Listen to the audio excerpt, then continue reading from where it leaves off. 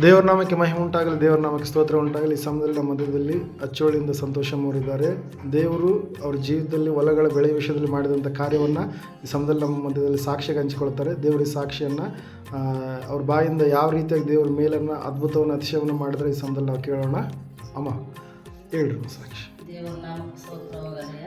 ಆಮ ನಿಮಗೆ ಗೊತ್ತೈತಲಯ್ಯ, ನಿಮ್ಮ ಪಕ್ಕದಲ್ಲಿ ಐತೆ. ಆಮ ನಾವು 1 ಚೀಲ 2 ಚೀಲ ತೆಗೆದುಕೊಂಡು ಕಡೆಗೆ ಮನೆಗೆ ಹೋಗಿ ತೆನೆ ಹುಡ್ಕೊಳ್ಕಂತಿದ್ವಿ. ಈ ವರ್ಷ ಮಾಡಿದ್ವಿ 30 ಚೀಲ ಆಯ್ತು. ಹಲ್ಲೆಲೂಯಾ. ಅಸಲ್ ಬರೀ 2 ಚೀಲ ಮಾತ್ರ ಆಗುವಂಥವಲ್ಲ ಈ ವರ್ಷ.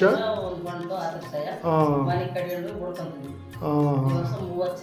ಓಕೆ, ದೇವರ ನಾಮಕ್ಕೆ ಸ್ತೋತ್ರವಾಗಲಿ. ಹಲ್ಲೆಲೂಯಾ. ಆವಲ್ಲಮ್ಮ ಅಲ್ಲಿ ಎರೆವಲ್ಲ. ಒಂದು ದಿನ ಮಾಡಿಲ್ಲ ನಾವು. ಹಾಂ 2 ವರ್ಷ ಮಾಡಿದ್ವಿ. ಹಾಂ 1 ವರ್ಷ ಏನು ಬೆಳೆಲ್ಲ. ಹಾಂ 1 ವರ್ಷ ಖುಷಿಗೆ ಹಾಕಿದ್ವಿ. ಹಾಂ ಒಂದು 3 ಚೀಲ 4 ಚೀಲ ಆಯ್ತು. ಓಕೆ. ಈ ವರ್ಷ 140 ಚೀಲ ಜೋಳ. ದೇವರ ನಾಮಕ್ಕೆ ಸ್ತೋತ್ರವಾಗಲಿ. ಹಲ್ಲೆಲೂಯಾ.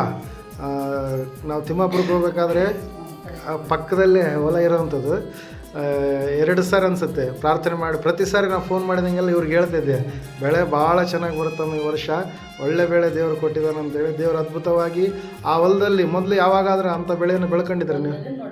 ಅಂಥ ಬೆಳೆ ನೋಡೇ ಇಲ್ಲ. ಹಲ್ಲೆಲೂಯಾ.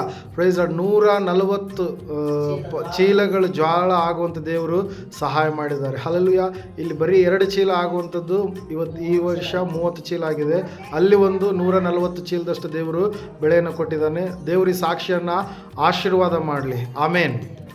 ದೇವರ ನಾಮಕ್ಕೆ ಸ್ತೋತ್ರವಾಗಲಿ. ಆಮೇನ್.